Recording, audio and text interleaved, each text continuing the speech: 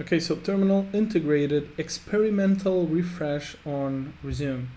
So this is an experimental feature that will, whoops, refresh the terminal renderer when the system is resumed. So let me show you what's going on with this.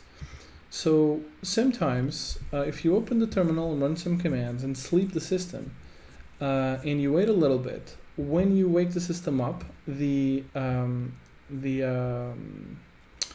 texture for the canvas, because this is actually a canvas here, will become corrupted. And this setting, this is still an open issue, so they're trying to correct this.